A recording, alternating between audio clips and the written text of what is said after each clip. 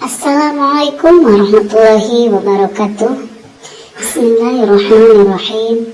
Alhamdulillahirabbil alamin wal 'aqibatu lil muttaqin wala udwana illa 'alal zalimin. Wassalatu wassalamu ala khairi khalqihi sayyidina Muhammadin wa ala alihi wa sahbihi ajma'in, amma ba'du. Sahabatku yang beriman, dalam video kali ini, kita akan mengambil sebuah pelajaran dan nasihat dari kisah nyata, wali yang dibuang ke tempat sampah. Seperti apa kisahnya? Mari kita simak sama-sama videonya, tapi sebelumnya bagi Anda yang belum subscribe, ditunggu dukungannya dengan klik subscribe-nya. Jazakumullah ahsanal jaza. Saudaraku, ada kisah dalam salah satu kitab yang disusun oleh Syekh Muhammad bin Abi Bakrin, bahwasannya, dikisahkan ada seorang pria yang meninggal dunia di zaman Nabi Musa alaihissalam. Namun sayang orang-orang atau warga di sana waktu itu merasa jijik kepada pria tersebut hingga mayat pria itu tidak diurus sebagaimana mestinya. Pria itu tidak dikubur apalagi dimandikan, melainkan jasad pria tersebut oleh mereka dipegang kakinya lalu digusur dan dibuang ke tumpukan sampah. Astagfirullahalazim. Perbuatan seperti itu mereka lakukan karena mereka tidak menyukai pria itu akibat perbuatannya yang fasik, ahli dosa.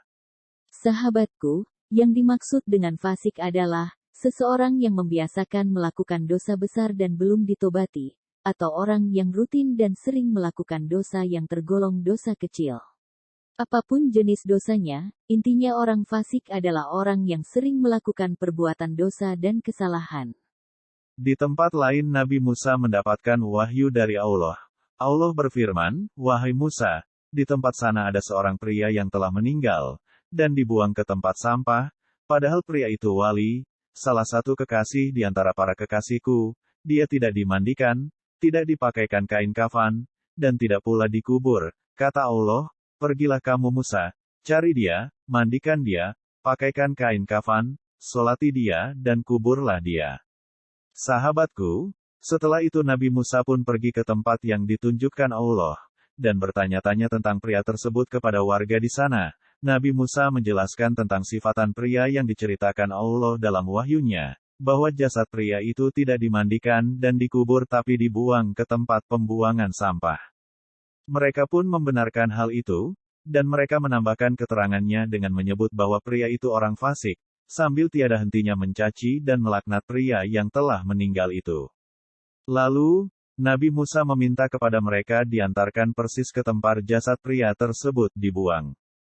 Sesampainya di tempat yang dimaksud, orang-orang itu menjelaskan lagi kepada Nabi Musa tentang perbuatan buruk dan dosa pria itu. Nabi Musa pun bermunajat kepada Allah, "Ya Allah, Engkau telah memerintahkanku untuk mengubur dan mensolati pria ini. Tetapi orang-orang di sini bersaksi akan keburukan perbuatan pria itu. Sesungguhnya Engkau Maha mengetahui dibanding orang-orang tersebut tentang kebaikan dan keburukan." Allah pun menjawab, "Hai Musa, benar sekali apa yang dikatakan orang-orang tersebut tentang perilaku buruk pria itu. Tetapi sebelum pria itu wafat, pria itu telah meminta pertolongan kepadaku," kata Allah. Dengan meminta 3 hal, yang dimana 3 hal ini kalau setiap pendosa dari seluruh hambaku memintanya aku akan memberikannya, kata Allah. Maka bagaimana aku tidak memberikan kepada pria ini kalau pria ini sudah memintanya? Wa ana arhamur rahimin, aku paling pengasih di antara yang asih. Nabi Musa pun melanjutkan munajatnya, "Ya Allah, apakah 3 hal itu?" Allah menjawab, ketika ajal menjemput pria itu, dia berkata dan meminta, "Pertama, ya Robi, sesungguhnya Engkau mengetahui bahwa hambamu ini pelaku maksiat, dan hatiku membenci perilaku maksiat ini. Tetapi bukankah dalam diriku ada 3 hal yang membuatku melakukan maksiat itu, sedangkan hatiku membenci maksiat? 3 hal itu adalah, 1. Hawa nafsu. Kedua, teman yang mengajak pada keburukan. Dan ketiga, iblis lanatullahi alaih. Ketiga hal ini yang mengakibatkanku terjun ke dalam maksiat. Dan sesungguhnya Engkau Maha mengetahui apa yang aku ucapkan ini, maka ampunilah aku." Permintaan kedua, "Ya Robi, sesungguhnya Engkau mengetahui bahwa aku melakukan maksiat itu karena tempatku berkumpul bersama orang-orang yang fasik. Tetapi aku mencintai orang soleh, dan berkumpul dengan orang-orang soleh lebih aku cintai daripada berkumpul bersama orang fasik." Permintaan ketiga, Ya Robi, engkau mengetahui bahwa aku lebih mencintai orang soleh dibanding orang fasik. Maka di saat dihadapkan dua orang kepadaku, yang satu soleh dan yang sayu sebaliknya, maka aku akan lebih mengedepankan keperluan orang soleh. Dalam riwayat Wahab bin Munbih, pria itu berkata, Ya Robi, jika engkau menghapus dan mengampuni dosaku, maka para kekasih dan nabimu akan merasa bahagia, sedangkan setan musuhku dan musuhmu akan bersedih. Dan jika engkau menyiksaku akibat dosa-dosaku, maka setan dan kawan-kawannya akan bahagia, sedangkan para nabi dan para kekasihmu akan bersedih. Dan sesungguhnya aku tahu bahwa kebahagiaan kekasihmu lebih engkau sukai daripada kebahagiaan setan, maka ampunilah dosaku.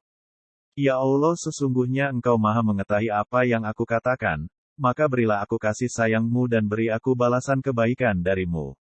Allah melanjutkan sabdanya, maka aku merahmati pria itu, mengampuni dosanya, dan memberikannya balasan yang indah, karena aku maha pengampun dan pengasih terutama terhadap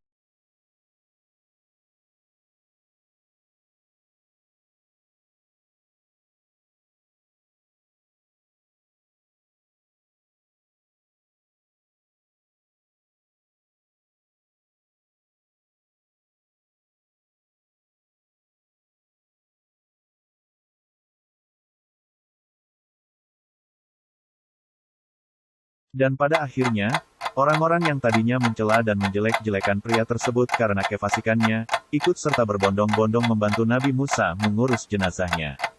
Saudaraku, dari hikayat atau kisah tersebut, kita bisa ambil pelajaran sebagai nasihat untuk diri kita pribadi. Pertama, harus rendah hati. Jangan menilai orang dari luarnya saja, dari pakaiannya, dari kebiasaannya, cara bicaranya, dari ketidakmampuannya, apalagi sampai menghina atau merendahkan. Karena mungkin saja dia mempunyai amal yang kita tidak pernah tahu, yang membuat rahmat Allah turun kepadanya sehingga dia menjadi seseorang yang mulia di hadapan Allah. Kedua, pengakuan dosa di hadapan Allah. Sebesar apapun dosa kita, tapi kalau kita bertobat, mampu ikrar mengakui setiap dosa yang telah diperbuat di hadapan Allah, maka Allah pasti akan mengampuni setiap dosa, karena Allah Maha Pengampun pada setiap hambanya. Apalagi pada dia yang bertobat dan berniat untuk tidak melakukan hal dosa lagi. Karena tidak akan ada dosa yang besar jika terus ditobati, tetapi dosa yang tergolong dosa kecil akan menjadi besar jika dibiarkan. Ketiga, optimis. Ingat pada sebuah hadis dari Ibnu Mas'ud, Rasulullah Shallallahu Alaihi Wasallam bersabda, Al-fa'ajru roji rahmatullahi ta'ala akrobu ilaullahi ta'ala minal abidil muknit. Artinya, orang berdosa yang mengakui dosanya dan mengharap rahmat Allah, itu lebih dekat dengan Allah dibanding seorang ahli ibadah tapi putus asa, atau memutuskan harapan seseorang untuk mendapatkan rahmat Allah. Wallahu a'lam. Baiklah sahabatku yang beriman, sekian dulu video kali ini, tetaplah rendah hati, jujurlah pada diri sendiri, akui perbuatan kita di hadapan Allah, karena Allah teman terbaik sahabat beriman yang tidak akan membocorkan rahasia kita. Terus semangat dalam kebaikan, semoga rahmat Allah selalu mengiringi setiap langkah kita, amin. Sahabat yang dirahmati Allah, jangan lupa subscribe channel kami, kalau bukan umat muslim siapa lagi yang akan mendukung channel-channel Islami terus bertahan. Jazakumullah, terima kasih telah menyimak sampai akhir, wassalamualaikum warahmatullahi wabarakatuh.